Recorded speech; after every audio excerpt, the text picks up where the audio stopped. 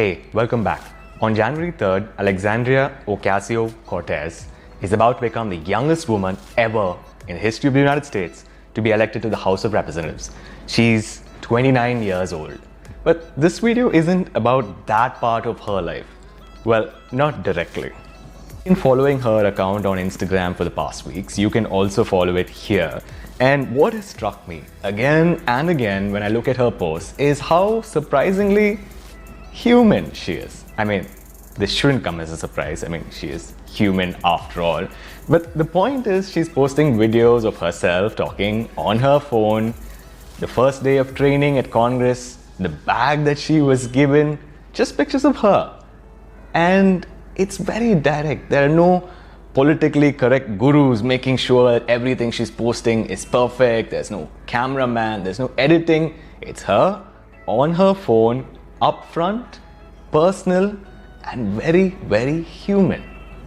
So it got me thinking. In all these olden day movies, you'd see all these shamans and gurus and mystics, and they'd go up to the mountains and then they would meditate and then they would come back and, give out wisdom. Nobody ever knew what they were doing on those mountains. Like a magician never reveals his magic tricks, right? But what would happen if you could see it? Would it reduce the amount of respect that you had for that magician? Would he somehow come lesser in your eyes? With all things like social media, Instagram stories, Twitter, Facebook Live, it has given the people of the world a sense that their leaders, the people who are elected to govern them, are very ordinary. And that's a good thing because one, it tells them that they also can do it. And two, it tells them that these elected officials can actually understand their problems.